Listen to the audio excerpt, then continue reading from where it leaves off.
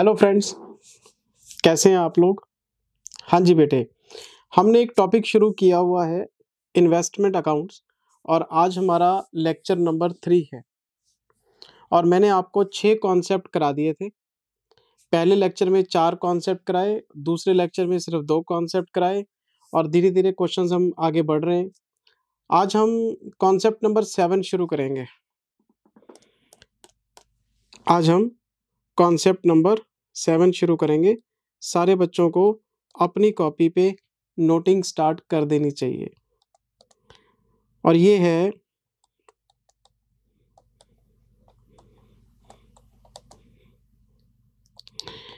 Important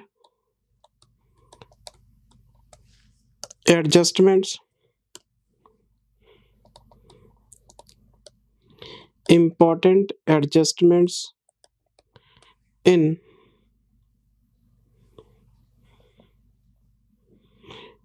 important adjustments for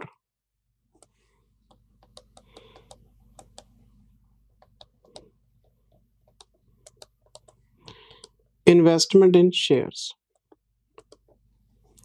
मैंने आपको पिछले लेक्चर में इन्वेस्टमेंट इन शेयर्स का फॉर्मेट कराया था। नंबर अमाउंट सिंपल फॉर्मेट था, यानी मैंने क्लास में आपको इन्वेस्टमेंट इन शेयर्स के क्वेश्चन शुरू करवा दिए। तो इन्वेस्टमेंट का खरीदना और उसका बेचना ये तो सिंपल सी बात है, लेकिन मुझे आपको 3 एडजस्टमेंट बहुत इंपॉर्टेंट वाली करवानी है। कितनी एडजस्टमेंट है? 3। और ये तीनों की तीनों एडजस्टमेंट इन्वेस्टमेंट इन शेयर से रिलेटेड है और मुझे नहीं लगता कि एग्जाम में जो क्वेश्चन आएगा वो इनके बिना आएगा। कितने एडजस्टमेंट बोले मैंने? 3। और पेपर में जो क्वेश्चन आएगा इन तीनों को क्लब करके ही आएगा। पहले मैं आपको क्लास में तीनों अलग अलग कराऊंगा और फिर कुछ क्वेश्चन ऐसे करेंगे जिसमें ये सारे इकट्ठे मिलेंगे आपको। तो पहले हम कॉन्सेप्ट बिल्डअप करेंगे, फिर क्वेश्चन की प्रैक्टिस करेंगे। अब आप सोच रहे हैं सर ये कौन कौन से 3 एडजस्टमेंट हैं। Point number 1, bonus shares. अगर किसी इन्वेस्टर को बोनस शेयर मिलेंगे तो इन्वेस्टमेंट अकाउंट में कैसे एडजस्टमेंट करेंगे। Number 2, right shares. अगर किसी इन्वेस्टर को राइट शेयर मिलेंगे तो अकाउंट में कैसे एडजस्टमेंट करेंगे। Number 3, dividends. शेयर्स पे डिविडेंड भी तो मिलता है ना, तो उसकी एडजस्टमेंट कैसे करेंगे। तो इन्वेस्टमेंट की परचेज आपको पता है, कॉस्ट निकालनी आ गई। डिस्पोजल का पता है आपको, सेल कैसे करते हैं। एवरेज कॉस्ट का फॉर्मूला भी आता है आपको। अब हम इसमें एक हेडिंग बनाते हैं एडजस्टमेंट्स का। तो मुझे आपको याद रखना कॉन्सेप्ट नंबर 7 चल रहा है हमारा।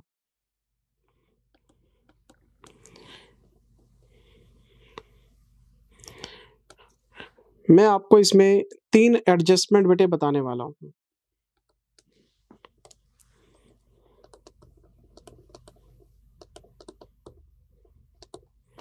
Adjustment number 1, bonus shares.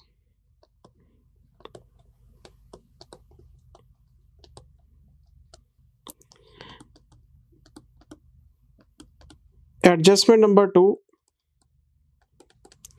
ये हैं राइट शेयर्स।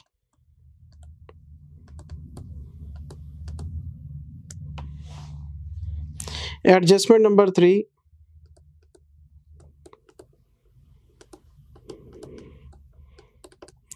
ये हैं बेटे dividends.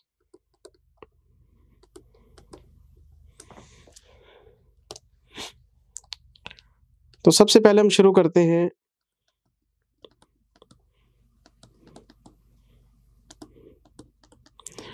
Adjustment number 1,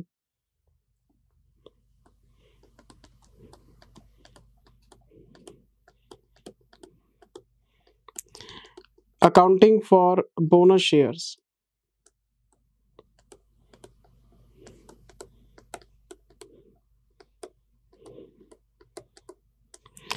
in the books of investor।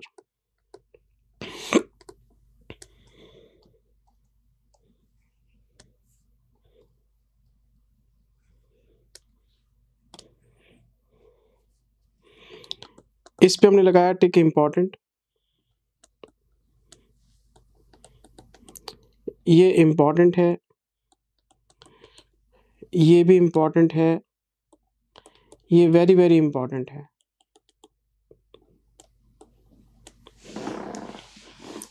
चलें जी आगे।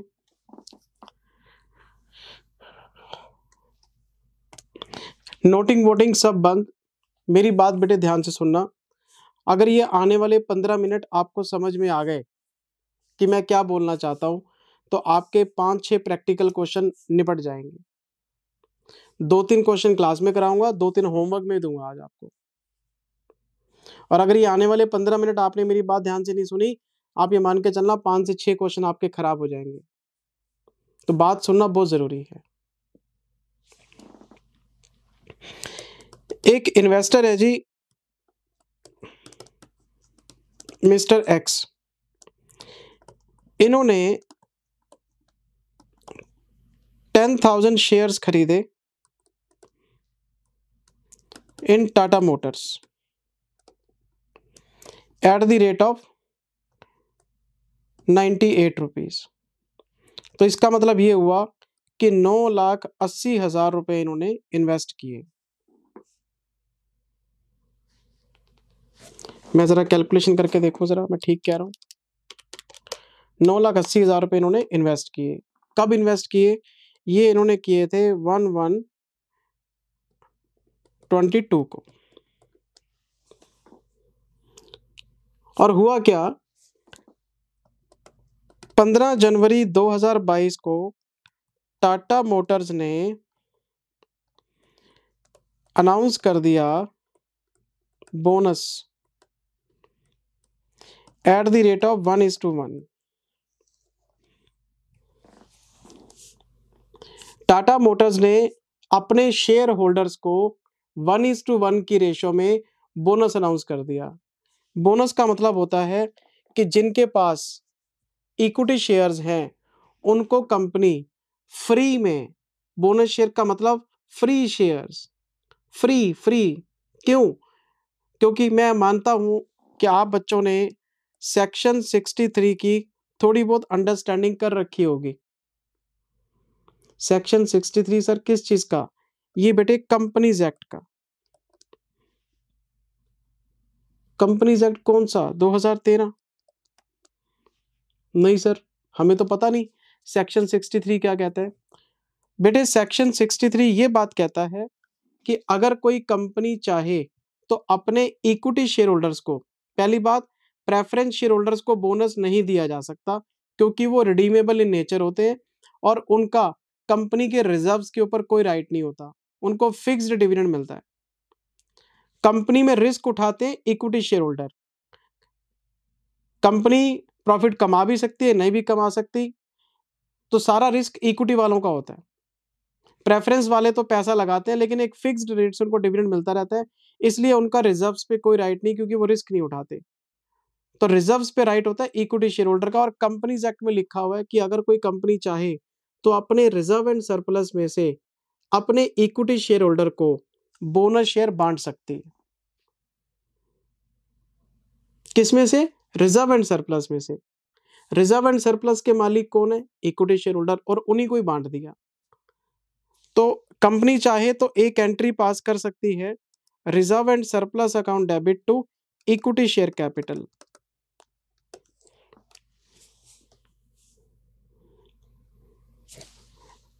जब हम इस रिजर्व एंड सरप्लस को इक्विटी शेयर कैपिटल में कन्वर्ट करते हैं, हम इसको कहते हैं बोनस शेयर्स। ये बोनस कैपिटल है। कंपनी चाहे तो सेक्शन 63 के अकॉर्डिंग अपने रिजर्व्स को कैपिटल में कन्वर्ट कर सकती है और अपने एग्जिस्टिंग शेयर होल्डर को शेयर फ्री में दे सकती है। मतलब पैसा नहीं मंगवाना ना, शेयर होल्डर को हम शेयर दे देते हैं। फॉर एग्जांपल मैंने यहाँ बोला 1:1, तो 1:1 का मतलब है जिसके पास एक शेयर है पहले से ही, उसको एक और शेयर फ्री में मिल जाएगा। अगर इसके पास 10,000 शेयर्स हैं तो टाटा मोटर्स इसको 10,000 के बदले में 1:1 की रेशो लगाएंगे तो 10,000 ही आएगा, 10,000 शेयर फ्री में दे रही है। कंपनी खुश है कि हमने बहुत अच्छे प्रॉफिट कमाए हैं, हमारे पास बहुत प्रॉफिट है। कंपनी ने अपने रिजर्व्स को कैपिटल में कन्वर्ट कर लिया और सारे इन्वेस्टर्स को फ्री शेयर दे दिए। तो ये जो मिस्टर एक्स हैं, इनको जब 10,000 शेयर मिलेंगे टाटा मोटर से, क्योंकि कंपनी ने अपने रिजर्व्स को कैपिटलाइज किया है। बोनस शेयर का दूसरा नाम है रिजर्व्स का कैपिटलाइजेशन, कैपिटलाइजेशन ऑफ रिजर्व्स भी बोलते हैं इसको हम। और कुछ नहीं होता, रिजर्व्स कम हो जाते हैं, कैपिटल प्लस हो जाती है, कैश वैश नहीं आता। जब कंपनी कैश मांग ही नहीं रही तो इन्वेस्टर कैश क्यों देगा? यानी इन्वेस्टर को free free free bonus share मिल जाते हैं।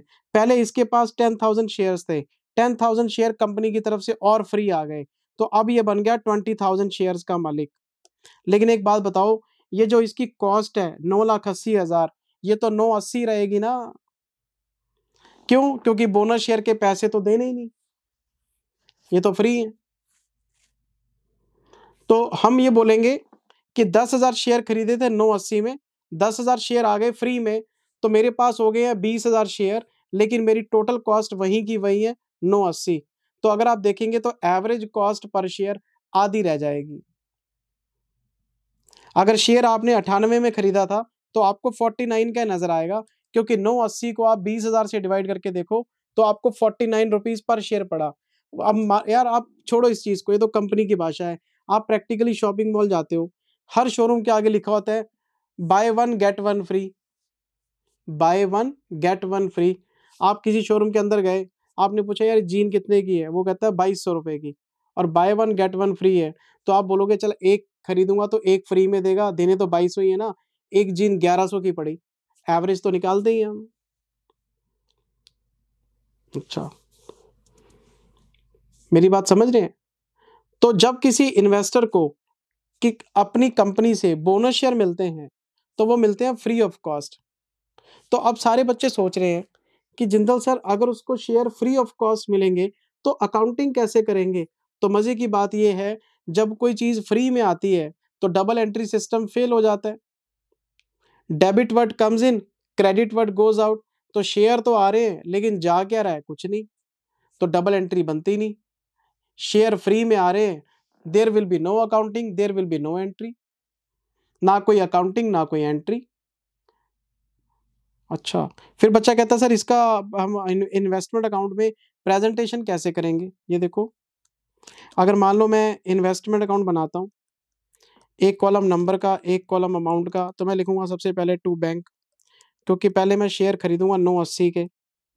फिर मैं लिखूंगा टू बोनस शेयर्स, नंबर्स तो बढ़ा दिए, अमाउंट नील। और आपको पता है जब अमाउंट के कॉलम में नील आ गया, ये जो अमाउंट का कॉलम है इसमें कुछ लिखा ही नहीं, तो ये जो टू बोनस शेयर लिख भी दिया मैंने नंबर के कॉलम को पूरा करने के लिए, तो ये एंट्री नहीं बन रही है आपकी, ये सिर्फ लिखने के लिए है टू बोनस शेयर।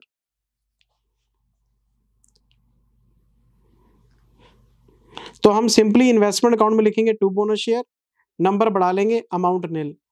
और सबसे मजे की बात यह है कि अगर आप शेयर्स को सेल करते हैं, जब आप लिखेंगे बाय बैंक, मान लो आपने 10,000 शेयर्स बेच दिए, और जो 10,000 शेयर्स बेचे हैं वो बेचे एट द रेट ऑफ 59, तो आप लिखेंगे 5,90,000।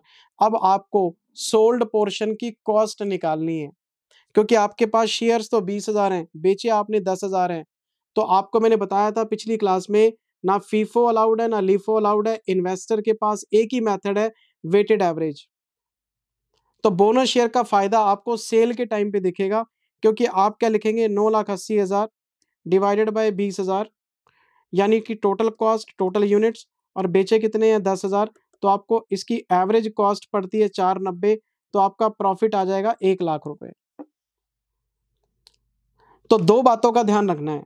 पहली बात, बोनस शेयर की कोई अकाउंटिंग नहीं करनी, कोई एंट्री बनती नहीं है, क्योंकि कंपनी ने आपको रिजर्व्स में से शेयर दिए, पैसे मांगे ही नहीं, तो ये फ्री शेयर्स होते हैं। जब कंपनी ने पैसे मांगे नहीं, कंपनी अपनी जेब से फ्री में दे रही है, हमने फ्री में ले लिए सर। जब हम पैसा लगाते हैं तो टू बैंक लिखते हैं, जब पैसा लगाया नहीं तो टू बैंक लिखेंगे नहीं। फ्री में आ गए मेरे पास, तो मैं तो खुश हो गया कि कंपनी ने फ्री में शेयर दे दिए। अब बच्चा यहाँ सोच रहा है सर कंपनी को क्या फायदा है? तो कंपनी इस तरह की एक्टिविटी शो ऑफ के लिए करती है मार्केट में। शो ऑफ कैसे? जब कोई कंपनी बोनस शेयर देगी तो लोगों को पता लगेगा, अच्छा कंपनी के पास इतने रिजर्व्स पड़े थे कि कंपनी ने शेयर होल्डर को फ्री में शेयर दे दिए। कंपनी की रेपुटेशन बढ़ जाती है उससे। वो बात हम सेक्शन 63 बोनस शेयर, जो एक स्पेसिफिक चैप्टर है, ये उसमें डिस्कस की जा सकती है। हमारा यहाँ पे मुद्दा बोनस शेयर का नहीं है, हमारा मुद्दा है इन्वेस्टर को बोनस शेयर के लिए क्या करना है? कुछ नहीं करना, सिर्फ नंबर ऑफ शेयर बढ़ाने हैं। पॉइंट नंबर 2, जब वो अपने इन्वेस्टमेंट्स को बेचने जाएगा, तो एवरेज कॉस्ट की कैलकुलेशन करते वक्त बोनस शेयर की वजह से आपको फायदा मिलेगा, एवरेज कॉस्ट कम हो जाएगी, क्योंकि आपने 980 10,000 शेयर के लिए दिए थे, पर आपको 10 फ्री में मिल गए, तो एवरेज कॉस्ट हाफ हो गई, तो उसका सेल के टाइम पे बेनिफिट मिलेगा आपको। अब सर फ्री में शेयर मिलेंगे, तो एवरेज कॉस्ट तो फिर हमारी कम बैठेगी बैठेगी। तो ये 2 काम आपने करने हैं। बस इतने ही काम है बेटे, और मुझे कुछ ज़्यादा बताना नहीं है। चलिए आगे। बस सर इतने ही काम था, इतने ही काम है जी, और कुछ ना है। जब कोई कंपनी अपने रिजर्व्स में से शेयर बाँटती है, हम इसको कहते हैं बोनस कैपिटल, इसको हम कहते हैं कैपिटलाइज़ेशन ऑफ रिजर्व। तो कंपनी ने पैसे माँगे नहीं, कंपनी फ्री में शेयर बाँट रही है, इन्वेस्टर फ्री में शेयर ले रहा है। फ्री में शेयर आने की वजह से एंट्री बनी नहीं, क्योंकि डबल एंट्री सिस्टम फेल हो गया। हाँ, एवरेज कॉस्ट कम हो गई हमारी। बस इतना ही काम है, और कुछ नहीं करना। नोट्स लिखो, फिर क्वेश्चंस कराता हूँ आपको। सर ये तो बड़ा आसान काम है। हाँ, आसान तो है ही जी, मैंने कब बोला मुश्किल है? मैंने बोला इम्पोर्टेंट है। लिखो,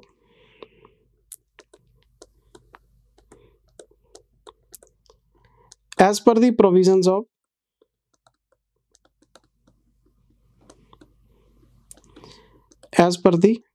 of accounting standard 13,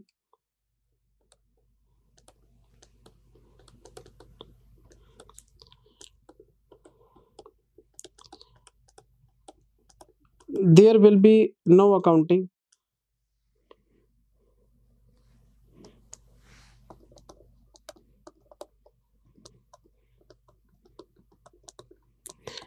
in the books of investor. There will be no accounting in the books of investor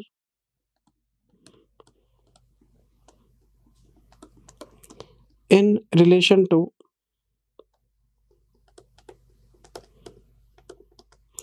receipt of bonus shares,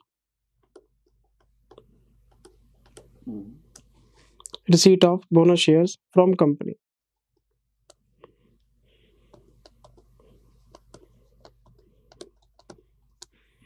because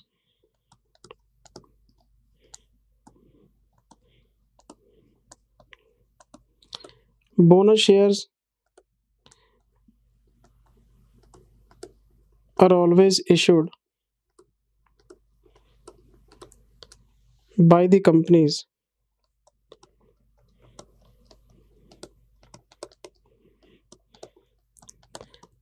to its investors. मैं बात कर रहा हूँ इक्विटी शेयर होल्डर्स की।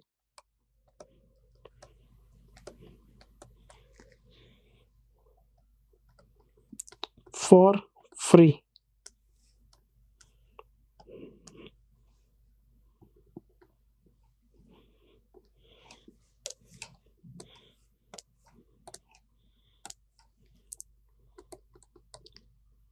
It means that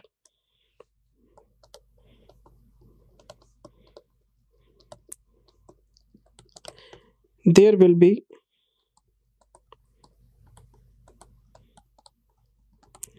no further adjustment. There will be no further investment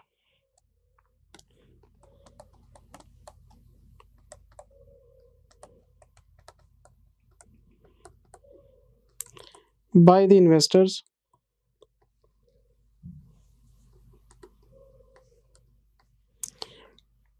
for bonus shares.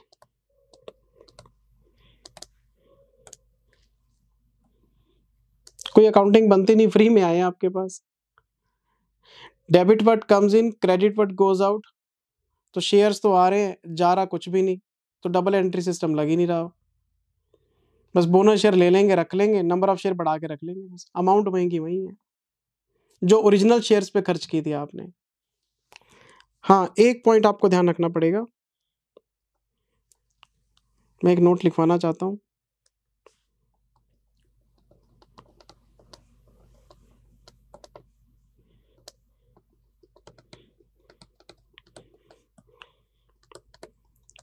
After receiving bonus shares,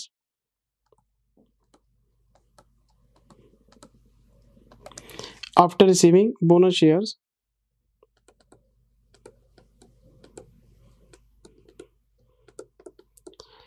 average cost per share,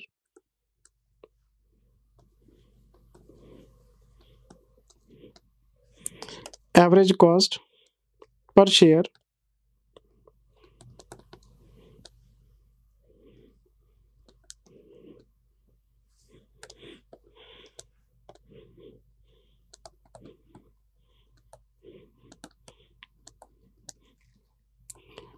and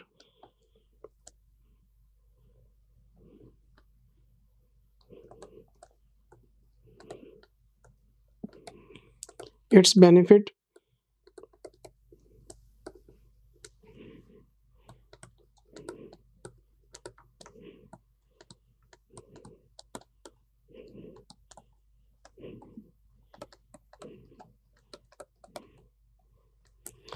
at the time of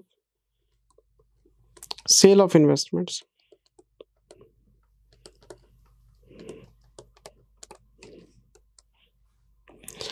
भाई average cost तो गिरेगी ना, जब आपने bonus share के लिए कुछ payment ही नहीं करी और आपको फ्री में मिल गए, तो ओवरऑल शेयर्स तो बढ़ गए। ओवरऑल शेयर्स बढ़ने से डिनोमिनेटर बढ़ गया। भाई न्यूमरेटर में आपकी कॉस्ट तो वहीं की वहीं है, लेकिन डिनोमिनेटर में आपके नंबर ऑफ शेयर बढ़ गए, तो एवरेज कॉस्ट तो कम होगी। एवरेज कॉस्ट कम होगी तो सेल के टाइम पे प्रॉफिट बढ़ेगा। ये बात कह रहा हूं मैं।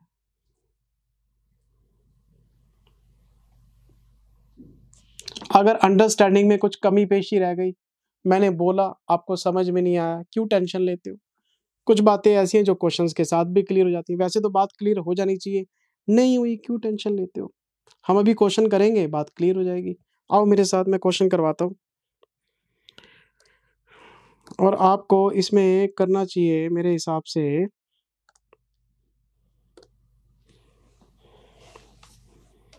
आपको इसमें करना चाहिए मेरे हिसाब से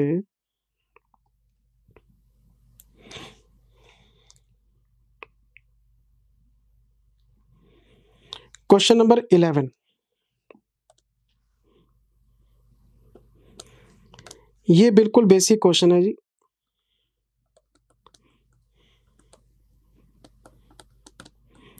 और इसमें सिर्फ और सिर्फ बोनस शेयर का ही कॉन्सेप्ट है। Basic question on bonus share.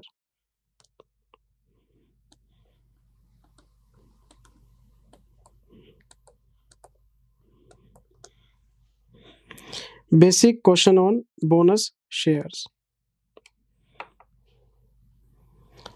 एक दो क्वेश्चन करेंगे, कॉन्सेप्ट समझ में आ जाएगा, फिर हम राइट शेयर्स करेंगे। पहले बोनस शेयर पे पकड़ बना लें जरा अपनी। सारे बच्चे मेरे साथ क्वेश्चन रीड करना स्टार्ट करें, और अगर किसी बच्चे को क्वेश्चन पढ़ने के लिए टाइम चाहिए, वो मुझे पॉज कर ले और अपना क्वेश्चन सेल्फ रीड कर ले। जैसे आपने एडजस्टमेंट करनी है वैसे कर लो।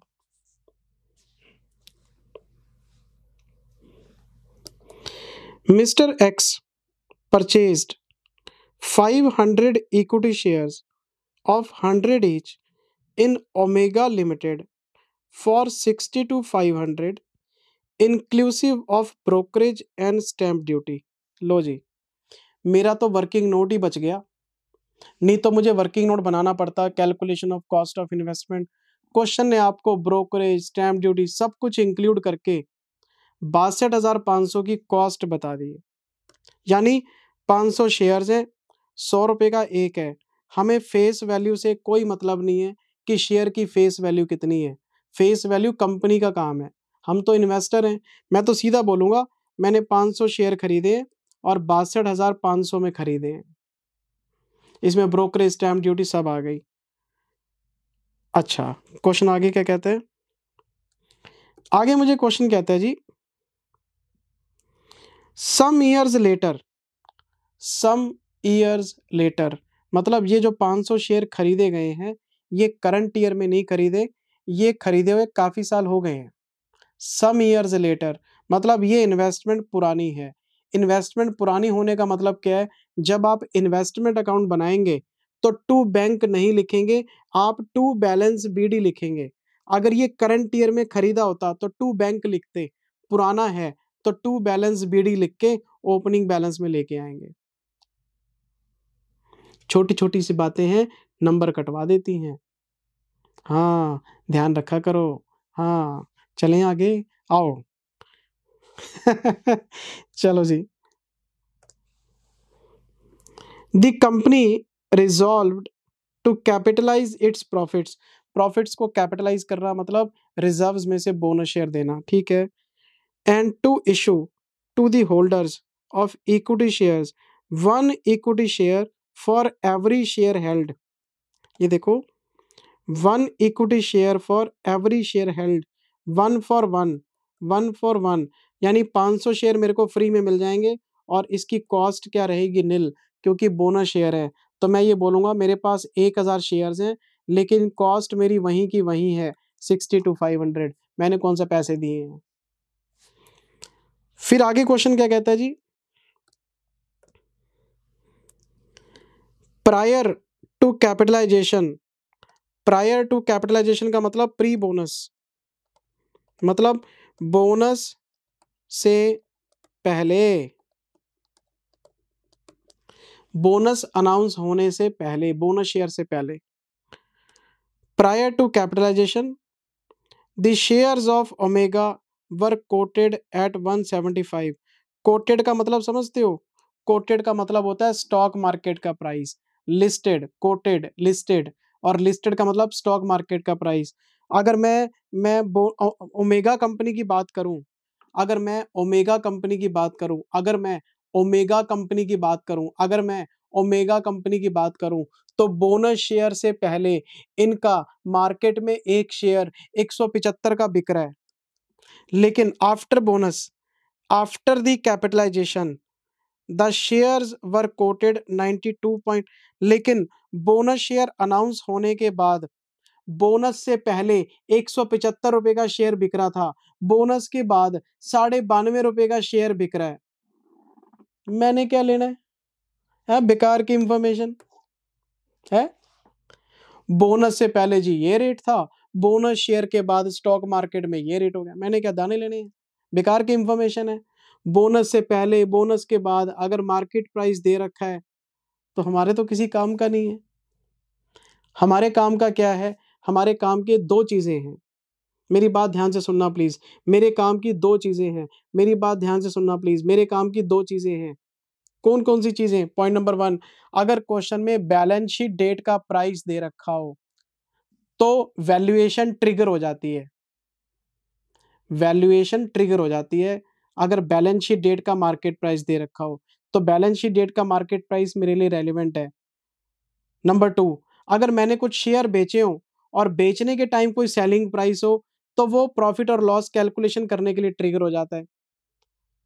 तो ये बात तो मेरे को समझ में आती है कि शेयर बेचे हैं तो बेचने का प्राइस चाहिए, बैलेंस शीट है तो वैल्यूएशन करने का प्राइस चाहिए। अब बोनस से पहले ये था, बोनस के बाद ये है, मैंने क्या लेना है? मेरी इंफॉर्मेशन काम की नहीं है। अगर ऐसी कोई इंफॉर्मेशन दिखे, पढ़ो और इग्नोर कर दो। क्या कर दो? इग्नोर, इग्नोर कर दो, इग्नोर। समझो मेरी बात, बेकार की इंफॉर्मेशन है। चलो आगे। जिंदल सर, अगर ये इंफॉर्मेशन क्वेश्चन में है कुछ तो इस्तेमाल होगा। अरे हर चीज का इस्तेमाल नहीं करते, सीए है ये, सीए। सीए में कई बार इंफॉर्मेशन छोड़ना भी समझदारी होती है। ऐसा नहीं है कि हर चीज हमें इस्तेमाल करनी है क्वेश्चन की। इररिलेवेंट चीजों को छोड़ना सीखो, बेकार की इंफॉर्मेशन है, हमारे किसी काम की नहीं। आगे बढ़ो। Mister x sold bonus shares and received 90 rupees per share. ये इन्होंने शेयर्स बेचे हैं 90 रुपए के हिसाब से, तो ये रेलेवेंट हो जाएगा। और एग्जामिनर की चालाकी देखो, एग्जामिनर कहता है बोनस शेयर बेचे हैं और बोनस शेयर कितने हैं 500, तो क्वेश्चन आपको इनडायरेक्टली बताएगा कि 500 शेयर बिके हैं और 500 शेयर कितने में 90 रुपए में 45,000 रुपए आए हैं। और आपको पता है एवरेज कॉस्ट निकालनी पड़ेगी आपको, ना फीफो अलाउड है ना लीफो अलाउड है। तो ये 62,500 डिवाइडेड बाय 1000 इंटू 500 शेयर बेचे हैं बोनस वाले, तो एवरेज कॉस्ट क्या पड़ती है 31,250। मेरे पास आए कितने हैं 45,000, तो 45,000 में से ये माइनस कर लूंगा, बाकी प्रॉफिट आ जाएगा। और एक बात और, अगर 1000 शेयर्स में से 500 शेयर बेच दिए तो 500 मेरे पास पड़े हैं, मैं उसको बाय बैलेंस सीडी लिख के बैलेंसिंग फिगर क्वेश्चन खत्म कर दूंगा। और मैं एक नोट लिख दूंगा कि मैं वैल्यूएशन नहीं कर सकता। मैं वैल्यूएशन इसलिए नहीं कर सकता क्योंकि बैलेंस शीट डेट का मार्केट प्राइस मेरे पास नहीं है। जिंदल सर 92 रुपए हैं तो सही। अरे 92 रुपए बैलेंस शीट डेट का प्राइस थोड़ा ना है, ये तो बोनस के बाद, बोनस से पहले वाली कहानी है। हमें क्या पता बोनस कब अनाउंस हुआ है, हम कैसे इस प्राइस को बैलेंस शीट डेट का मान लें। बैलेंस शीट डेट का मार्केट प्राइस होना चाहिए, इसलिए मैं वैल्यूएशन नहीं कर सकता। अच्छा, ये इंफॉर्मेशन अब यहां से अपने कान खोल लो। बोनस से पहले बोनस के बाद जो मार्केट प्राइस है, हो सकता है आपको छोड़ना पड़े, आपके किसी काम का ना हो, इतनी सी बात है। तो ऐसा करते हैं, ये मेरा क्वेश्चन नंबर 11 है।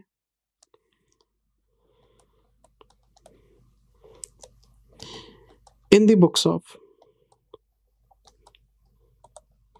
Mister x,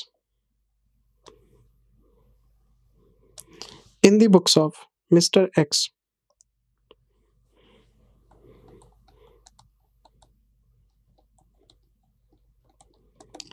investment in shares of Omega Limited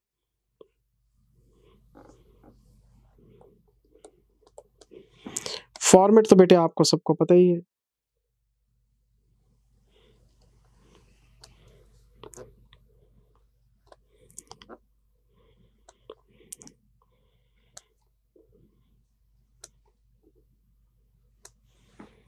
format तो आपको पता ही है। First column, second column, third column,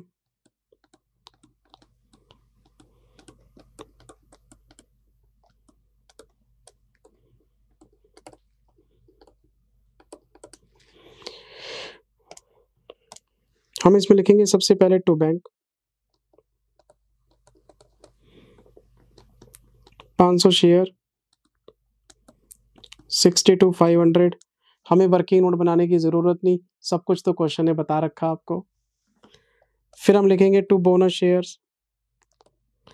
ये जो टू बोनस शेयर्स है, इससे कोई एंट्री थोड़ा ना बन गई, क्यों, अमाउंट का कॉलम तो है ही नहीं, नील है,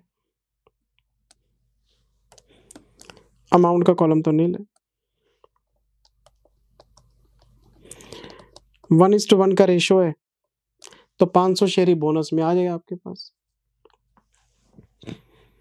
अब हम लिखेंगे बाय बैंक। जब हम लिखेंगे बाय बैंक, 500 शेयर है 45,000 रुपए,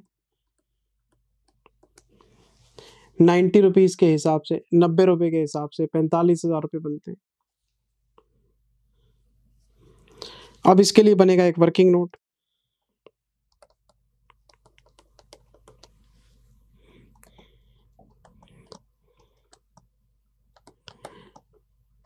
calculation of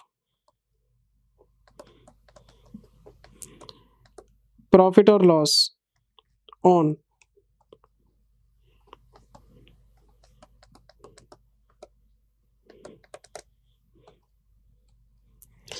calculation of profit और loss on sale of investment.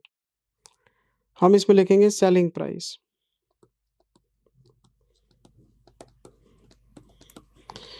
500 share आपने बेचे हैं 90 रुपीज़ के हिसाब से 45,000। ब्रोकरेज है क्या? नहीं है। तो सेलिंग प्राइस ही आपका नेट सेलिंग प्राइस है। जब बेचने पे कोई ब्रोकरेज कटी ही नहीं तो पैसे पूरे मिलेंगे आपको। अब इसका कंपैरिजन किससे करेंगे हम?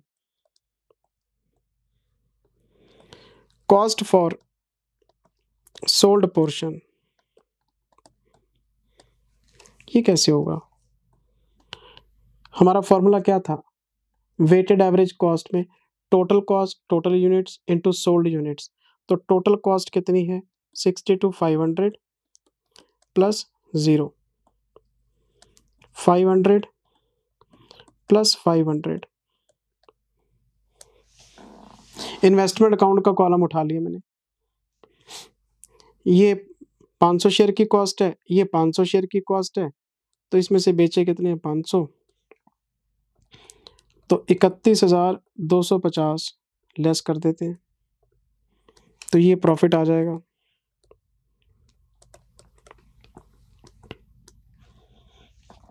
45,000 रुपये में से अगर हम 31,250 लेस कर देंगे तो 13,750 रुपये का प्रॉफिट आ गया। इस प्रॉफिट को यहाँ से उठाओ, इन्वेस्टमेंट अकाउंट में चिपकाओ और वर्किंग नोट 1 की रेफरेंस दे देना। वर्किंग नोट 1 बनाया हमने, तो मैं यहाँ लिखूंगा to profit on sale of investment working note 1 13,750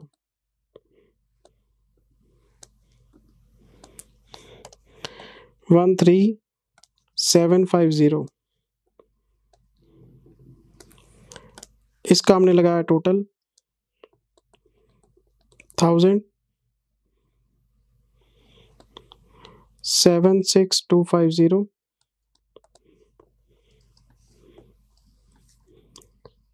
हमने इसका लगाया total 1,000,76250।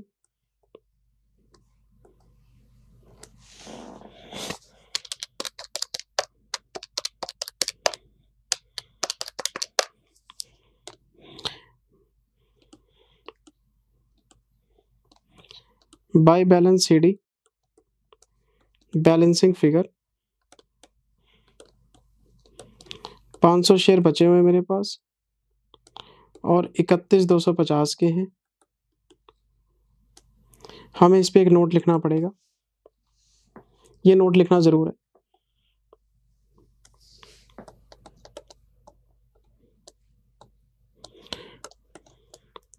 We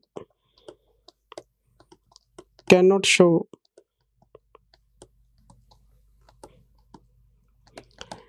valuation of investments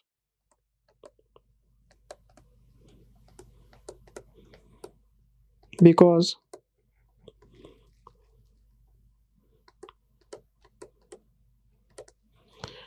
market price per share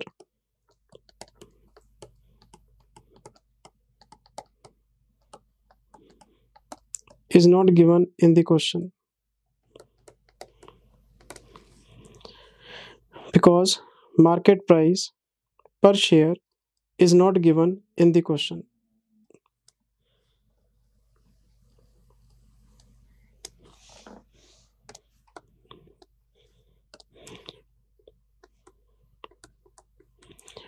on balance sheet date, balance sheet date तो लिखना ही भूल गए। ये है जी क्वेश्चन। पिछली क्लास में टू बैंक बाय बैंक करना तो आपको आ ही गया था। आज हमने एक एंट्री और डाल दी, टू बोनस शेयर, बाकी तो सब सेम है। मैं एक क्वेश्चन आपको और कराता हूं, इससे आपकी प्रैक्टिस और साउंड हो जाएगी।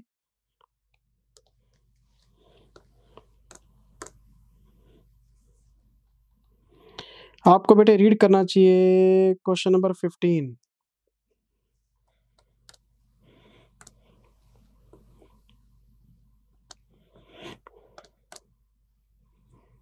ये भी बेसिक क्वेश्चन है।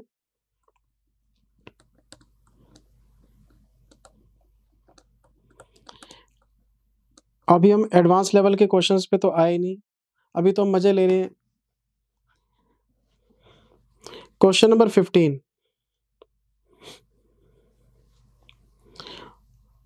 क्वेश्चन नंबर 15 लेकिन 15 में एक पंगा है, अगर आप देखें तो 15 में एक पंगा है बेटे। Continuing with the example above, यानी कि 15th क्वेश्चन में जो इंफॉर्मेशन यूज करनी है आपने, वो क्वेश्चन नंबर 14 वाली करनी है। और क्वेश्चन नंबर 14 मैंने पिछली क्लास में कराया था आपको। आपको याद होना चाहिए, हमने 15 दिसंबर को एक शेयर खरीदे थे 8,20,000 के। फिर हमने 25 दिसंबर को शेयर खरीदे थे 14,76,000 के। सर हमें तो याद नहीं, एक क्लास में भूल गए, याद ही नहीं। अभी अभी पिछली क्लास में तो कराया था। नहीं सर हमें तो याद नहीं। कोई बात नहीं, मेरे पास तो फाइल है ना, ये देखो मैं आपको दिखाता हूँ अभी। ये राजी क्वेश्चन 14th, ये बना हुआ इन्वेस्टमेंट अकाउंट। 10,000 शेयर खरीदे थे 8/20 में 15 दिसंबर को। 15,000 शेयर खरीदे थे 14,76 के 25 दिसंबर को। फिर 15 फरवरी को बेच दिए थे 12,000 शेयर्स 12,41,100 के। मैं इस क्वेश्चन की बात कर रहा हूँ 14th क्वेश्चन की। तो मैं मान के चलता हूँ अब आपको क्लिक कर गया होगा कि मैं क्या बोलना चाहता हूँ। अच्छा सर, अब ये देखो 15th में क्या कहते हैं। इफ, एक कंडीशन लगा दी, इफ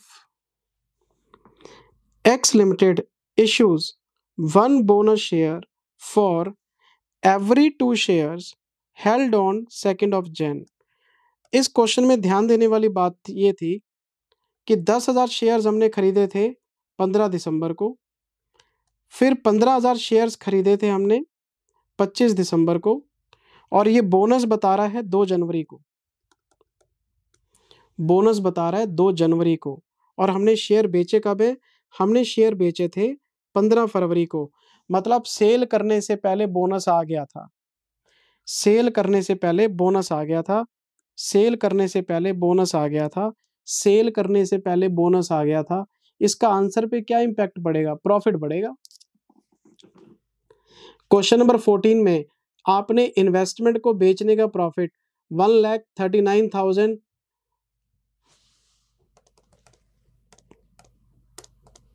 020 निकाला था शायद। हाँ जी, 1,39,020 निकाला था प्रॉफिट। अब ये प्रॉफिट बढ़ेगा। ये प्रॉफिट क्यों बढ़ेगा? आपके पास 25,000 शेयर थे, तो आपने सोल्ड पोर्शन की जो एवरेज कॉस्ट है वो 25,000 के हिसाब से निकाली थी। लेकिन अब क्या हुआ, आपको 12,500 शेयर का बोनस मिल गया। जिसके पास 2 शेयर हैं उसको 1 शेयर फ्री में मिल गया, जिसके पास 2 हैं उसको 1 शेयर फ्री में मिल गया। तो जिसके पास 25,000 हैं उसको 12,500 शेयर फ्री में मिल गए। 2 के लिए 1, तो 12,500 25,000। अरे 2 के लिए 1 का मतलब 50% ना, तो 25,000 का 50% 12,500 शेयर आपको फ्री में मिल गए। तो आपकी जो कॉस्ट है वो पहले आपने 25,000 शेयर के हिसाब से निकाली थी, अब 37,500 के हिसाब से निकालेंगे। और मैं वही बात तो कह रहा हूं कि न्यूमरेटर में कॉस्ट तो बढ़ेगी नहीं, 0, लेकिन डिनोमिनेटर में नंबर ऑफ शेयर बढ़ गए, एवरेज कॉस्ट पर शेयर कम हो जाएगी। एवरेज कॉस्ट के कम होने से प्रॉफिट तो बढ़ेगा ही। तो ये 14th क्वेश्चन में बोनस डाल के देख रहे हैं कि प्रॉफिट पे क्या इंपैक्ट आएगा। तो सारा क्वेश्चन सेम रहेगा, 2 चीजें बदलेंगी। एक तो बोनस शेयर की एंट्री डालनी है आपने, और दूसरा प्रॉफिट और लॉस का वर्किंग नोट बनाना है। और मैं ये क्वेश्चन, मतलब इसमें मैंने काफी सारे वर्किंग नोट्स बना के दिए थे, मैं वर्किंग नोट्स दोबारा नहीं बना के दे रहा क्योंकि इसमें ऑलरेडी बने हुए हैं बेटे। तो एक क्वेश्चन को हम 2-2 बार करके टाइम वेस्ट क्यों करें? मैं उतनी ही बात लिखवाऊंगा जितनी रेलेवेंट है आपके लिए। तो मुझे क्वेश्चन पढ़ने दो जरा एक बार। देखो क्वेश्चन क्या कहता है। क्वेश्चन क्या कहता है, 1 बोनस शेयर देना है फॉर एवरी 2 शेयर, 2 के लिए 1, तो 25,000 के लिए 12,500, 2 जनवरी को बोनस आ गया। फिर एक्स लिमिटेड ने 12,000 शेयर बेचे हैं। क्वेश्चन क्या कहना चाहता है, आप हमें बताओ कि कैरिंग अमाउंट इन्वेस्टमेंट्स की कितनी है। कैरिंग अमाउंट का मतलब बैलेंस शीट वैल्यू। आपको ये बताना है कि सारा कुछ करने के बाद लास्ट में कितनी अमाउंट बैलेंस शीट में जाएगी, यानी जिसको आप बोलते हो ना बाय बैलेंस सीडी, वो बैलेंस शीट में जाती है, तो उसको कैरिंग अमाउंट का मतलब बुक वैल्यू, जिसे बैलेंस शीट कैरी करेगी। अच्छा, इन्वेस्टमेंट अकाउंट बनाना पड़ेगा आपको, और पूरा क्वेश्चन सेम है, सिर्फ एक बोनस का पॉइंट डाल दिया। मैं क्वेश्चन करके दिखाता हूं आपको।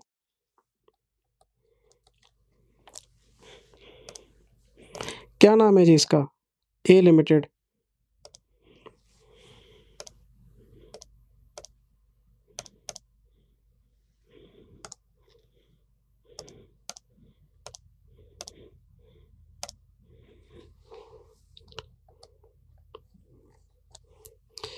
इन the books of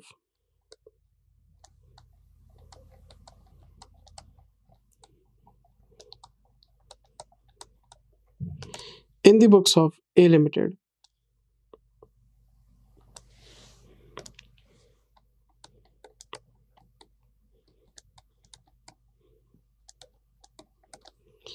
investment in shares of X Limited account,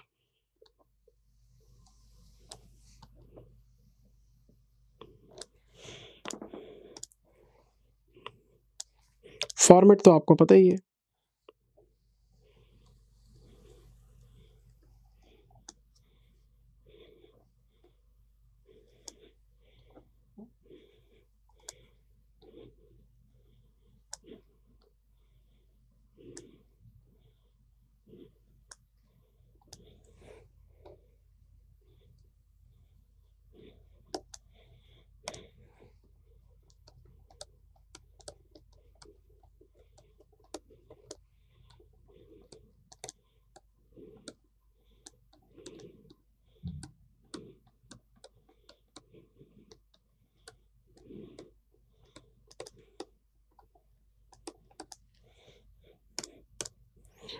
मैं जो वर्किंग नोट ऑलरेडी बना चुका हूँ 14th क्वेश्चन में, मैं दोबारा नहीं बना रहा, मैं सीधा लिख रहा हूँ यहाँ पे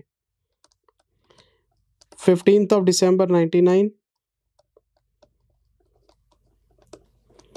टू बैंक। मैंने खरीदे थे बेटे 10,000 शेयर्स, और मैंने 8,20,000 का वर्किंग नोट आपको ऑलरेडी बना के दिया हुआ है। फिर मैंने खरीदे थे 25 दिसंबर को शेयर्स, ये मैंने खरीदे थे बेटे 15,000 शेयर्स, और इसकी जो कॉस्ट है 14,76,000, इसका भी वर्किंग नोट आपको बना के दिया हुआ है। इसका भी वर्किंग नोट आपको बना के मैंने दिया हुआ है। 2 जनवरी 2nd of January 2000 हम लिखेंगे 2 बोनस शेयर्स। ये हमारे पास हैं जी 12,500 शेयर्स। क्यों क्यों क्यों? क्योंकि 25,000 शेयर्स हैं और 2 के लिए 1, 2 के लिए 1, तो 25,000 के लिए 12,500। इसकी कॉस्ट क्या है? नील। हमें कौन सा पैसे देने हैं? फ्री में है। अच्छा, फिर हमने 15 फरवरी को शेयर्स बेचे थे। 15 फरवरी को शेयर्स बेचे थे बाय बैंक, और कितने शेयर्स बेचे थे? 12,000, 12,41,100। इसका वर्किंग नोट मैं आपको बना के दिखा देता हूँ।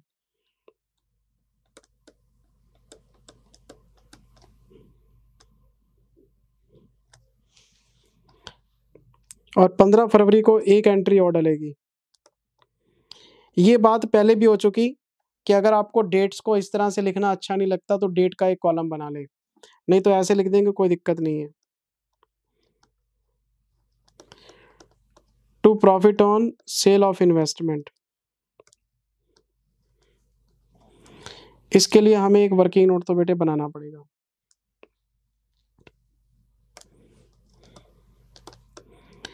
इसके लिए हमें एक वर्किंग नोट बनाना पड़ेगा। मैं बना के दिखाता हूँ आपको। सारी एंट्रीज वही हैं, कुछ भी नहीं हुआ, सिर्फ एक बोनस शेयर बीच में आ गए और बोनस शेयर सेल से पहले आए हैं, तो एवरेज कॉस्ट गिरेगी और प्रॉफिट बढ़ेगा। तो अगर मैं इसमें आपको वर्किंग नोट बना के देता हूँ,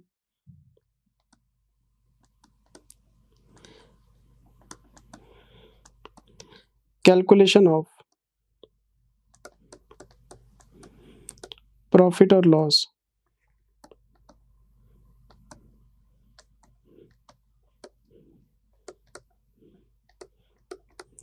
on sale of investments.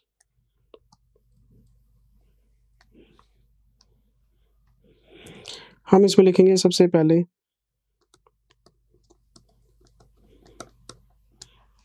Selling price 12,000 into 105, 12,60,000।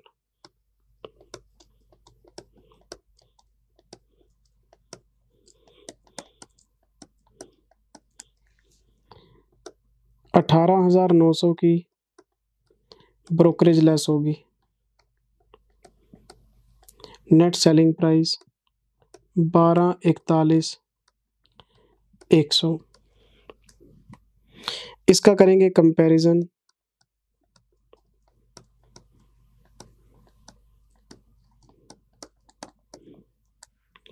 Cost for sold portion, ये कैसे आएगा? यही तो मेन वर्किंग नोट है। 8,20,000 ये हमारी कॉस्ट 1 है। 14,76,000 ये हमारी कॉस्ट 2 है। नील ये हमारी कॉस्ट 3 है। ये हमने खरीदे थे 10,000 shares, unit 1। 15,000 share, lot number 2। 12,500 shares, lot number 3। तो ये बन जाएगी टोटल कॉस्ट। ये कुछ नहीं किया मैंने, टोटल कॉस्ट लिखी है। और ये भी मैंने कुछ नहीं किया, टोटल यूनिट्स लिखे हैं। घबराने वाली बात ही कोई नहीं है। मल्टीप्लाई करेंगे, सोल्ड सोल्ड सोल्ड कितने बेचे हैं? 12,000। बताओ कॉस्ट कितनी आई? 8,20,000, 14,76,000 डिवाइडेड बाय 37,500 इंटू 12,000। तो ये आ जाएगा बेटे 7,3,4,7,2,0। अच्छा, तो प्रॉफिट कितना आया फिर? प्रॉफिट काफ़ी हो जाएगा। 12,41,100, 5,06,3,8,0।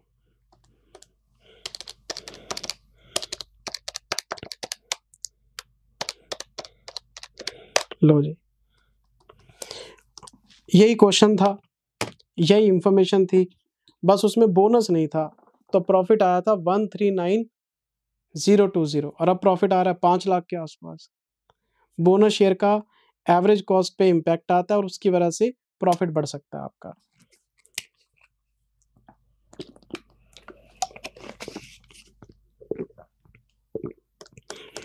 इस एंट्री को यहां से उठाओ, इस एंट्री को यहां से उठाओ और इन्वेस्टमेंट अकाउंट में चिपकाओ। इस एंट्री को यहां से उठाओ, इन्वेस्टमेंट अकाउंट में चिपकाओ। यहां से उठाओ, वहां पे चिपकाओ, वहां पे चिपकाओ, वहां पे चमकाओ। अरे ये तो जुमला बन गया। यहां से उठाओ, वहां पे चिपकाओ। यहां लिखो 5,06,3,8,0। बेटे एजुकेशन वही जिसमें मज़ा आए, पढ़ाई वही जिसमें मज़ा आए, सब्जेक्ट वही जिसमें मज़ा आए। सीए बनना है और अकाउंट्स में मजा लेके नहीं पढ़े तो क्या पढ़े फिर, क्या फायदा। एक तो आपका टैक्स और एक आपका अकाउंट्स, ये दो चीजें तो बेटे आपको खुशी से पढ़नी चाहिए। 8,20,000 plus 14,76,000 plus 506,380 total 28,02,380।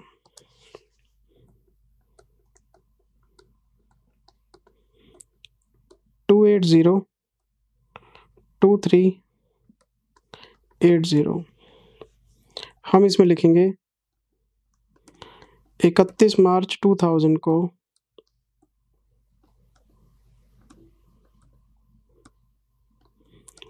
By balance CD balancing figure 25,000 shares हैं जी।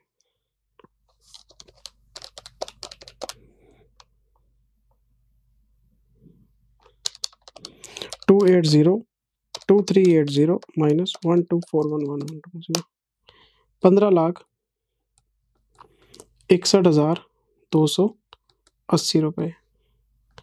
और एक नोट इस पे भी आएगा। कौन सा नोट? वैल्यूएशन वाला। Market price on balance sheet date is not given, so we can not show the valuation of investments. ये नोट तो आपने लिखना ही लिखना है जहां भी। अच्छा, in the given question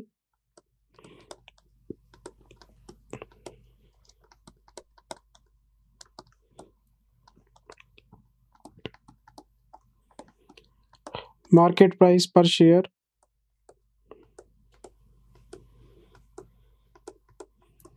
on balance sheet date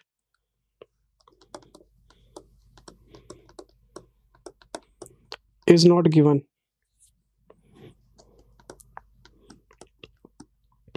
due to which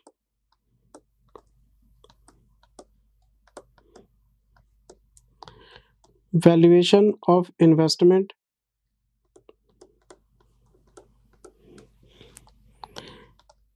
cannot be shown. Valuation of investment cannot be shown.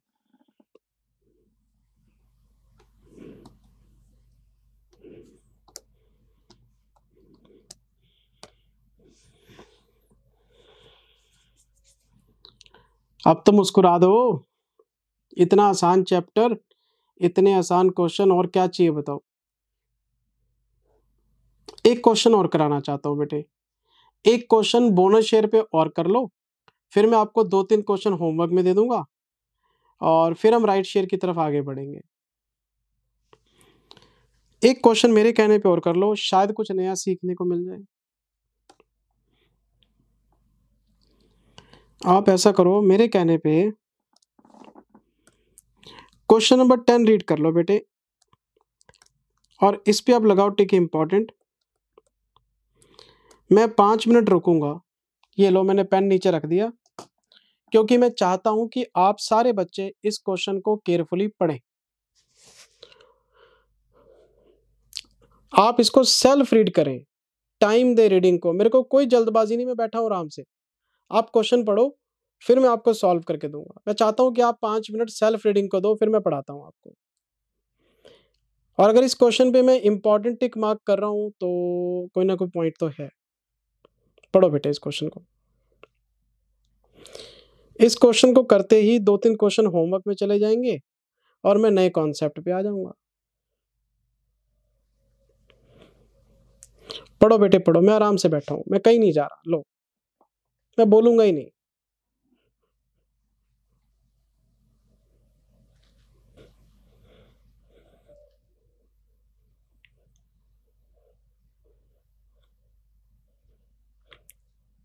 Question number 10,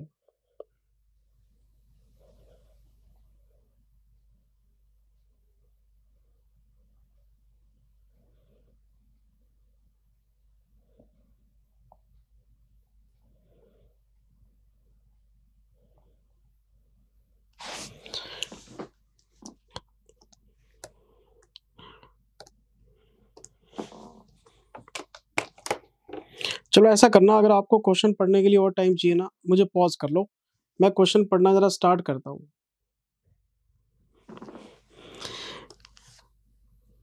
first of April 14, मैं डेट लिख लेता हूँ। क्या हुआ? Mister Krishna Murthy purchased 1000 equity shares of 100 each in Telco Limited at the rate of 120 from a broker. Face value से हमें कोई मतलब नहीं, हमने तो 120 में खरीदा है।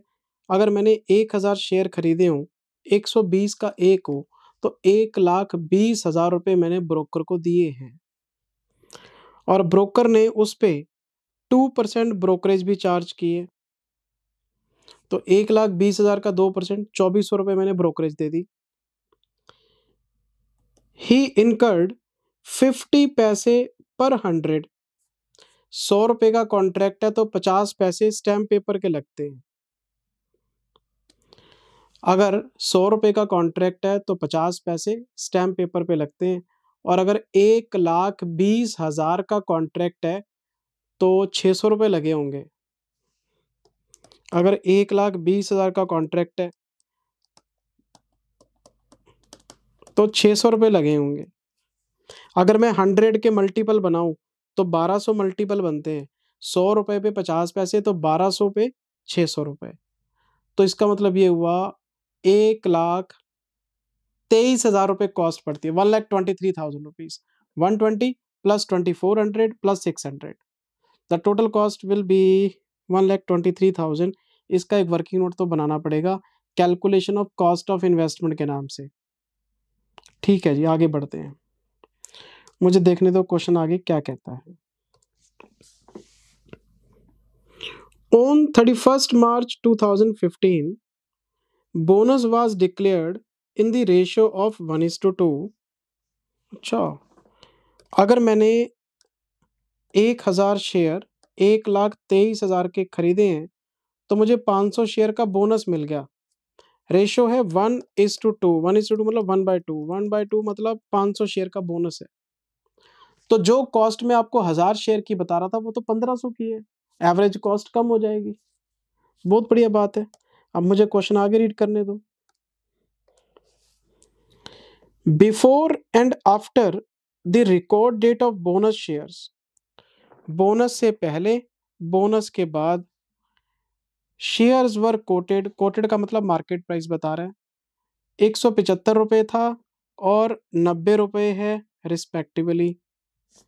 और मैं आपको अभी अभी बता के आया हूं, ये 11वें क्वेश्चन में अभी अभी बता के आया हूं कि बोनस से पहले, बोनस के बाद जो मार्केट प्राइस होता है उसकी हमारे लिए कोई रेलेवेंस नहीं है, बेकार की इंफॉर्मेशन है, उसको इग्नोर करते थे, इग्नोर करेंगे, बेकार है, क्यों पढ़े, फालतू की इंफॉर्मेशन है, नहीं चाहिए मुझे। अच्छा, फिर क्वेश्चन आगे क्या कहता है? आगे क्वेश्चन मुझे ये कहता है, ऑन 31st March 15, डेट्स का कमाल है सर, डेट्स का ही कमाल है, डेट्स का ही कमाल है, डेट्स का कमाल है। 31 मार्च 2015 कौन सी डेट है? Balance sheet date, balance sheet. Mister Krishna Murthy sold bonus shares. ये जो बोनस शेयर कितने हैं? 500। कृष्णा मूर्ति ने बैलेंस शीट डेट को, कृष्णा मूर्ति ने कृष्णा मूर्ति ने कृष्णा मूर्ति ने बैलेंस शीट डेट को 500 शेयर बेच दिए। किसको बेच दिए? ब्रोकर को। और उसने ब्रोकरेज कितनी ले ली? 2%। लेकिन सेलिंग प्राइस कहाँ है? सेलिंग प्राइस तो है ही नहीं। शेयर तो बेचे पर सेलिंग प्राइस ही नहीं है। जब सेलिंग प्राइस नहीं है तो ब्रोकरेज कहाँ से माइनस करोगे? आपको नेट सेलिंग प्राइस पता ही नहीं लग पाएगा। आप प्रॉफिट और लॉस कैसे निकालोगे? इसके लिए अब आपको अपने ज्ञान के चक्षु खोलने पड़ेंगे सर। अच्छा, सावधानी हटी, दुर्घटना घटी। डेट बताओ क्या है? मुद्दे की बात पे आओ। जिंदल सर, डेट है 31 मार्च। मैं फालतू की बात करूंगा ही नहीं, मैं मुद्दे की बात करूंगा। शेयर्स कब बेचे हैं? 31 मार्च को। मुझे प्लीज बताना ध्यान से, पूरा मन लगा के, ये जो बोनस अनाउंस हुआ था, ये बोनस कौन सी डेट को अनाउंस हुआ था? अरे बाप रे बाप, बैलेंस शीट डेट को ही। उत्तरी, यानी इस क्वेश्चन में बोनस शेयर की डेट बैलेंस शीट डेट है। इन्होंने जो बोनस अनाउंस किया वो बैलेंस शीट डेट से पहले नहीं किया, इन्होंने जो बोनस अनाउंस किया वो एग्जैक्टली बैलेंस शीट डेट को किया। इससे क्या फर्क पड़ेगा? पड़ेगा। अगर बैलेंस शीट डेट को बोनस अनाउंस हुआ है तो ये जो क्वेश्चन आपको बता रहा था ना, आफ्टर बोनस 90 रुपीज का मार्केट प्राइस है, ये वाला 90 रुपीज। तो ये जो बोनस के बाद 90 रुपीज का मार्केट प्राइस है, ये इंफॉर्मेशन मेरे लिए इररेलेवेंट होती थी, लेकिन इस क्वेश्चन में रेलेवेंट हो गई। क्यों? क्योंकि बोनस की डेट है 31 मार्च, तो बोनस के बाद जो 90 रुपए का प्राइस है वो भी 31 मार्च का होगा। अगर वो 31 मार्च का है तो दो कैलकुलेशन ट्रिगर हो गई। आपको सेलिंग प्राइस मिल गया बैलेंस शीट डेट को सेल के लिए, और आपको बैलेंस शीट डेट का जब प्राइस पता है कि 90 रुपए है आफ्टर बोनस, तो वैल्यूएशन भी करके दिखानी पड़ेगी आपको। एग्जामिनर की चालाकी देखो आप, उसने आपको जानबूझ के बोनस की डेट बताई कि बैलेंस शीट डेट को बोनस है जी, और वो इंफॉर्मेशन लिख गया बोनस से पहले जी 175 था, बोनस के बाद 90 है। बच्चा कहता है जिंदल सर ने बताया था क्लास में ये इंफॉर्मेशन तो बेकार होती है, उसने पढ़ा, इग्नोर कर दिया। ये बात बिल्कुल ठीक है, इग्नोर कर दो, लेकिन इस क्वेश्चन में रेलेवेंट हो गई सिर्फ डेट की वजह से। तो 31 मार्च बोनस की डेट है, तो 90 रुपए का जो मार्केट प्राइस है आफ्टर बोनस वो इनडायरेक्टली 31 मार्च का ही है, और उसको हम दो जगह इस्तेमाल कर सकते हैं, सेल में भी और वैल्यूएशन में भी। चालाकी देखो आप एग्जामिनर की, मजा आ गया सर। और अगर मैं बोनस की डेट काट देता हूं, मैं बोनस की डेट काट देता हूं, ये लो, मैं बोनस की डेट काट देता हूं, ये क्वेश्चन हो ही नहीं सकता, क्योंकि आप सेल तो कर रहे हैं लेकिन सेलिंग प्राइस नहीं बता रहे, तो मैं प्रॉफिट और लॉस कैसे निकालूंगा? तो एग्जामिनर ने जानबूझ के नहीं बताया सेलिंग प्राइस की ढूंढो, तो ढूंढ लिया हमने। तो जो इंफॉर्मेशन इररेलेवेंट थी वो डेट्स की वजह से इस क्वेश्चन में रेलेवेंट हो गई। तो मैं क्या करने वाला हूं, मैं आपको क्वेश्चन नंबर कौन सा करा रहा हूं, 10।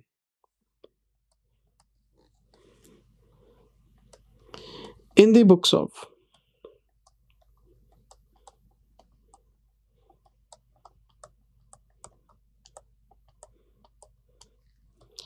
in the books of Krishnamurti, in the books of Krishnamurti, in the books of Krishnamurti, in the books of Krishnamurti,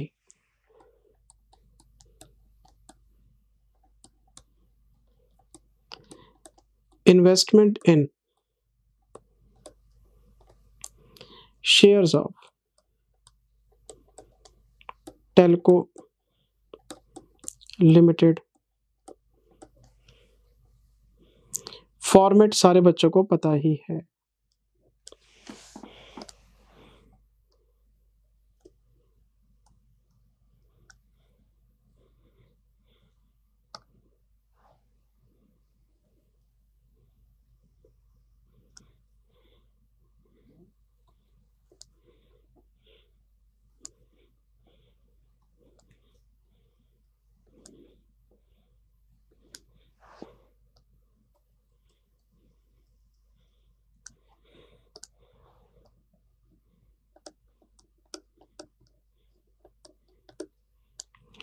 particulars, number, amount, particulars, number, amount।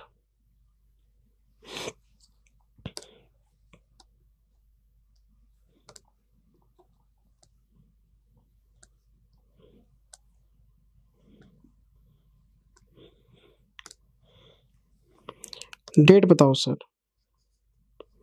1/4/2014,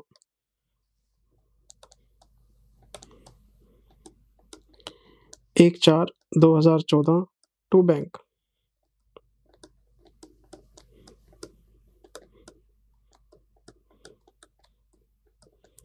working note 1 1000 shares है, 1,23,000। Working note मैं बना देता हूँ अभी। 31 मार्च 2015 which is balance sheet date also. इनको मिले हैं bonus shares 500। Cost क्या है? नील। हमारी कोई कॉस्ट नहीं है सर, लो नील।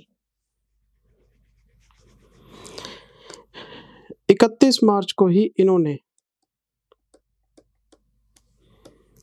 इन्वेस्टमेंट्स को बेचा है by bank. Working note number 2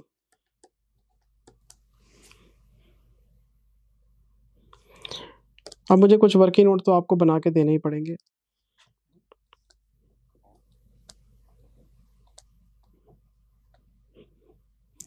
ये पहला क्वेश्चन है जिसमें आप वैल्यूएशन करना सीखोगे इन्वेस्टमेंट अकाउंट के साथ साथ। आपको आइडिया लग जाएगा कैसे करते हैं। लो जी, मैंने बनाया first working note.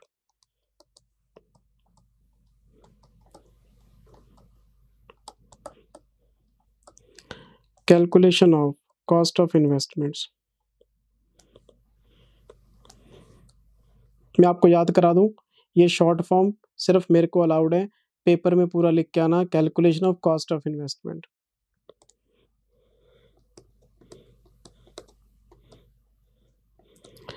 Purchase price 1000 shares खरीदे हैं आपने, 120 रुपए के हिसाब से खरीदे हैं। 1,20,000 तो ये बनते हैं। Brokerage eight the rate of 2%, 2400 रुपए की ब्रोकरेज बनती है।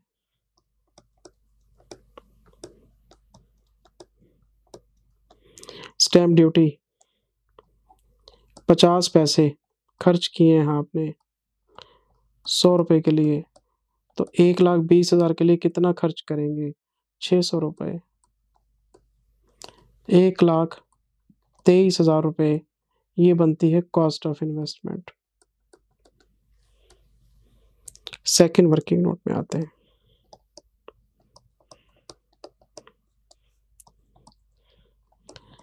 Calculation of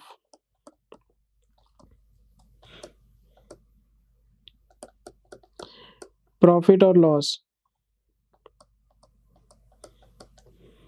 on sale of investments. मैं आपको एक बार फिर याद करवा दूं, ये SOI मेरे को अलाउड है, आपको नहीं है। आपको सेल ऑफ इन्वेस्टमेंट पूरा लिखना है, भूला मत करो, ठीक है ना? ये तो काम गड़बड़ हो जाएगा। सेलिंग प्राइस हमने बेचे हैं 500 शेयर 90 रुपीज, 45,000 रुपए। 90 रुपए क्यों यूज किया, रीजन बता चुका हूँ। बोनस की डेट है बैलेंस शीट डेट, तो बोनस के बाद वाला जो प्राइस है वो बैलेंस शीट डेट का क्लोजिंग प्राइस है, उसी पे शेयर बिके होंगे। क्योंकि सेल करने की डेट भी 31 मार्च है, बोनस की डेट भी 31 मार्च है, तो एग्जिस्टिंग रेट 90 रुपए का है। वैल्यूएशन भी 90 रुपए पे होगी, क्योंकि बैलेंस शीट डेट को ही सब कुछ हो रहा है आपका। मैं ब्रोकरेज माइनस करूंगा यहाँ से, brokerage eight the rate of 2%, 900 रुपए की ब्रोकरेज लेस कर दो, तो ये आ जाएगा NSP 44,100। इसका हम करेंगे comparison. Cost for sold portion, cost for sold portion, cost for sold portion कैसे आएगा? 1,23,000 प्लस करेंगे नील, ये है 1000 शेयर्स, ये है 500 शेयर्स, ये बन गई total cost total unit into sold unit. Sold वाले बताओ कितने, 500। वैसे तो 41,000 बनेंगे, मुझे पता है। लो जी 41,000। प्रॉफिट बताओ बेटे कितना आया।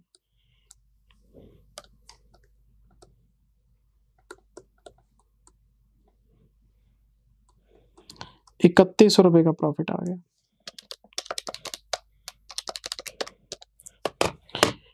यहां से प्रॉफिट को उठाओ, ऊपर चिपकाओ, यहां से उठाओ ऊपर चिपकाओ, यहां से उठाओ ऊपर चमकाओ। लो जी सारी इंफॉर्मेशन आपके पास है ही। 500 शेयर बेचे हैं, 44 100 के बेचे हैं।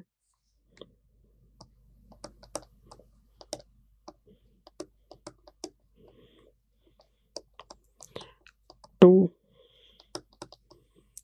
Profit on sale of investment,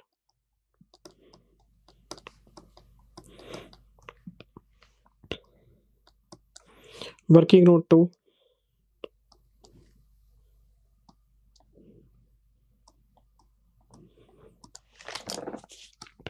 ₹31 का प्रॉफिट है। जब आपको पता है 31 मार्च को बोनस अनाउंस हुआ है, 31 मार्च का 90 रुपए का प्राइस है, सेल में यूज कर रहे हो, और 90 रुपए का प्राइस जब आपकी नॉलेज में है कि ये बैलेंस शीट डेट का प्राइस है, तो वैल्यूएशन भी करके दिखानी पड़ेगी। अब आपको पता है वैल्यूएशन कैसे होती है। वैल्यूएशन के लिए आपको पहले अपना ये कैलकुलेटर रफ में चलाना पड़ेगा।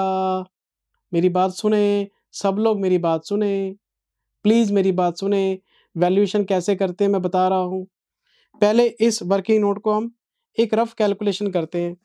रफ कैलकुलेशन का मतलब इसका टोटल मारा हमने 1,23,000 और 3,100। इसका रफ टोटल लगाया 1,26,100, ये माइनस कर लिया, तो एक रफ कैलकुलेशन लगा के हमें पता लग गया कि यहाँ पे 82,000 है और यहाँ पे 1,000 है। ये एक रफ कैलकुलेशन है।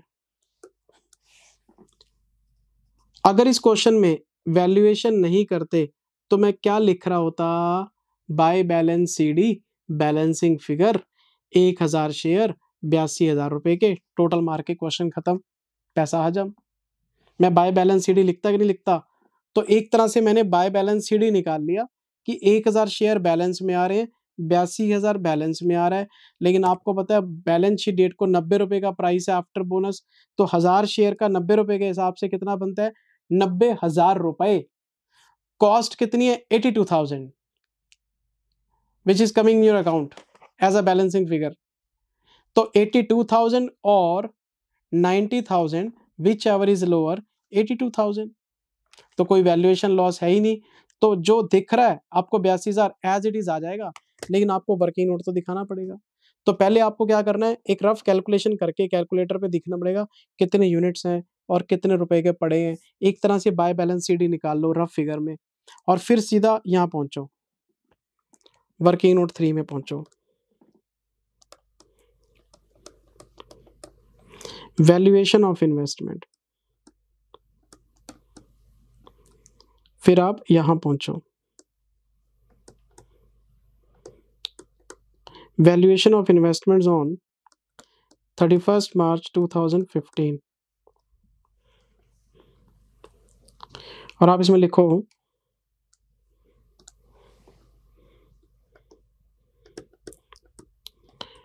Closing balance in investment account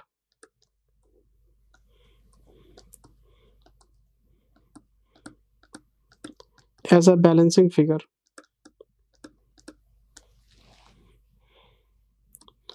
तो नंबर्स कितने हैं, 1000, और बैलेंसिंग फिगर कितना आ रहा है, 82,000 रुपीज। इसका करेंगे comparison.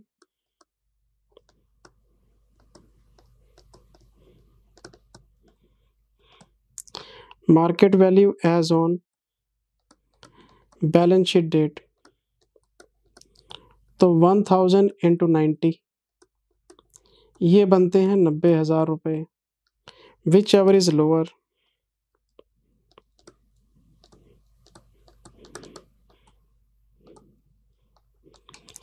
Which ever is lower 82,000 rupees, जो भी दोनों में से कम है। तो क्या कोई वैल्यूएशन लॉस आया, कोई एंट्री बनेगी? बाय बैलेंस शीट लिख दो और वर्किंग नोट के रेफरेंस डाल दो बस। अब हम बैलेंसिंग फिगर नहीं लिखेंगे क्योंकि हमें पता है वैल्यूएशन करके लाए हैं। तो आपको क्या लिखना पड़ेगा यहाँ पे,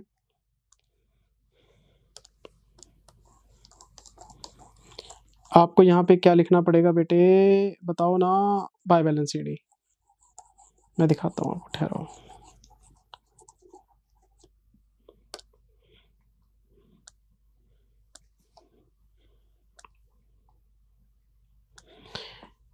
मैं लिखूंगा 31 मार्च 2015 by balance sheet, working note 3 valuation के थ्रू लेके आया हूँ मैं बैलेंसिंग फिगर क्यों लिखूंगा, 1000 82,000 टोटल।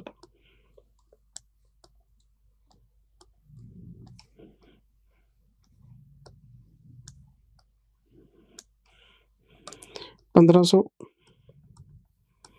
1,26,100, 1500, 1,26,100 टोटल मार दिया हमने। ये था क्वेश्चन, और इस क्वेश्चन में मेन पॉइंट क्या था, बैलेंस शीट डेट का एक छुपा हुआ पॉइंट जो नजरअंदाज किया तो क्वेश्चन खत्म हो गया, क्वेश्चन सारा बर्बाद हो जाएगा। डेट का कमाल था इस क्वेश्चन में। जिंदल सर क्या इस पे कोई नोट पेपर में लिख के आना पड़ेगा? अरे नहीं नहीं, एग्जामिनर को पता है कि सारा खेल बैलेंस शीट डेट को चल रहा है, कोई नोट वोट लिखने की जरूरत नहीं, सॉल्व कर दो बस आप। चलिए आगे। अब मैं आपको दो क्वेश्चन होमवर्क में दे रहा हूं जो बिल्कुल सेम है। एक तो है क्वेश्चन नंबर 7 और एक है क्वेश्चन नंबर 20। ये दो क्वेश्चन मैं आपको होमवर्क में दे रहा हूं, 7 और 20, ये आपको सेल्फ करने हैं। और मैं एक बार क्वेश्चन नंबर 20 आपको दिखा देता हूँ, उसमें आपको कंफ्यूजन नहीं आना चाहिए, फिर क्या फायदा मुझे व्हाट्सएप करोगे डाउट्स में, है ना। ये देखो, मैं आपको दिखा देता हूँ जरा। ये जो क्वेश्चन नंबर 7 है, ये तो बिल्कुल ही बच्चा क्वेश्चन है, 7th में कोई डाउट नहीं आएगा आपको। थोड़ी सी प्रॉब्लम 20 में आ सकती है, मैं पहले ही बता देता हूँ। इसमें अगर आप देखें, क्वेश्चन आप कर लेना, होमवर्क में है। जो शेयर्स का प्राइस बता रहा है 110 और 60 बिफोर और after the record date of bonus shares respectively, और ये बोनस हमें बता रहा है 31 अक्टूबर को। तो 31 अक्टूबर तो कोई बैलेंस शीट डेट होती नहीं, तो 31 अक्टूबर को अगर बोनस शेयर आपको बता रहा है तो बोनस से पहले 110, बोनस के बाद 60, तो ये जो 60 रुपए हैं ये कौन सी डेट का प्राइस माना जाएगा, 31 अक्टूबर का। तो फिर तो ये इंफॉर्मेशन इररेलेवेंट हो गई आपके लिए, क्योंकि बैलेंस शीट डेट तो है नहीं है, हमने पढ़ा इग्नोर कर दिया। फिर हम क्वेश्चन को थोड़ा आगे लेके गए, इन्होंने 30 नवंबर को बोनस शेयर बेच दिए एक ब्रोकर को, और 5% उसने ब्रोकरेज चार्ज कर ली। अब इसमें मार्केट प्राइस मिसिंग है। क्वेश्चन तो पिछले क्वेश्चन की तरह सेम है, लेकिन प्रॉब्लम क्या है, मार्केट प्राइस तो मिसिंग है 30 नवंबर का, लेकिन बोनस की डेट है आपकी 30 अक्टूबर। तो 30 अक्टूबर वाला मार्केट प्राइस 30 नवंबर को कैसे यूज करें? पिछले क्वेश्चन में तो प्रॉब्लम नहीं थी, बैलेंस शीट डेट को सारी कहानी हो रही थी हमने। तो यहां पे आपको एक अजम्पशन लिखनी पड़ेगी, ये पेपर में मस्ट हो जाएगा अब आपके लिए। और क्या अजम्पशन लिखेंगे कि ये जो 60 रुपए का प्राइस है, ये जो 60 रुपए का आफ्टर बोनस प्राइस है, ये अभी भी स्टिल एग्जिस्ट्स। क्योंकि अगर आप ये अजम्पशन नहीं लेते फिर ये क्वेश्चन हो नहीं पाएगा, क्योंकि क्वेश्चन में आपको सेलिंग प्राइस दे नहीं रखा। तो सेलिंग प्राइस, सेल कौन से शेयर की है, बोनस शेयर, तो बोनस के बाद वाला जो प्राइस अवेलेबल है उसको यूज कर लो। गाड़ी पंचर हो गई है, स्टेपनी यूज कर लो, मजबूरी है सर, क्या करें। और अगर इसमें सेलिंग प्राइस होता तो मैं ये जो लाइन है 110 और 60, कांटा मार देता, बेकार की लाइन है मेरे लिए। मजबूरी में भी काम चलाना पड़ सकता है। एक और बात बताता हूँ, you are required to prepare investment account in the books of mister Mishra for the year. अच्छा, दिसंबर की क्लोजिंग है और आपको इन्वेस्टमेंट अकाउंट बनाना है, और क्वेश्चन जाते जाते कह गया, इतना गंदा एग्जामिनर मैंने अपनी लाइफ में नहीं देखा। कहता है closing value of investment shall be made at cost और market value whichever is lower. कहता है आप वैल्यूएशन करके दिखाओ। इस गधे के बच्चे को कौन बताए कि वैल्यूएशन तो तू मांग रहा है हमसे 31 दिसंबर की, तो क्या 31 दिसंबर का मार्केट प्राइस दिया? क्या मार्केट प्राइस 31 दिसंबर का है? चलो 30 नवंबर का नहीं था, हमने दिल पे पत्थर रख के अजम्पशन ले ली कि चलो 60 रुपये होगा। अब 31 दिसंबर को फिर ये वैल्यूएशन मांग रहा है और प्राइस नहीं बता रहा। दिल पे एक बार फिर पत्थर रख लो कि वो जो 60 रुपये का प्राइस है आफ्टर बोनस वाला, वो 30 नवंबर को भी है और 31 दिसंबर को भी प्रिवेल करता है। तो 60 रुपये लेके ही सेल दिखा दो, 60 रुपये लेके ही वैल्यूएशन दिखा दो जो बोनस के बाद वाला प्राइस है, क्योंकि मेरे पास कोई हल नहीं है।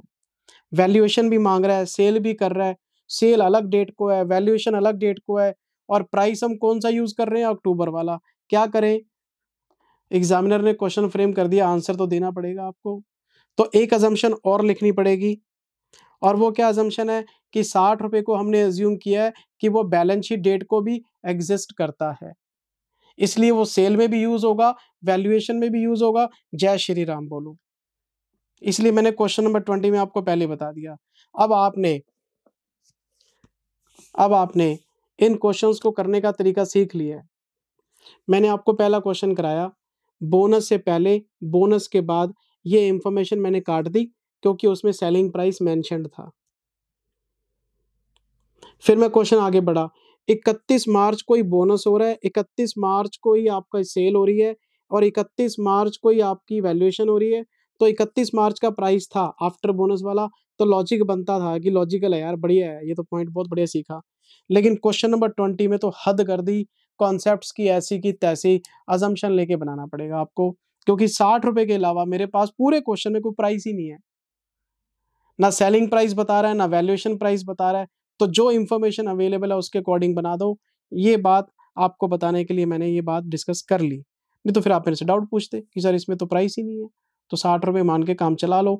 जय श्री राम बोलो। अब मैं आपको 2 क्वेश्चन होमवर्क में दे चुका हूँ।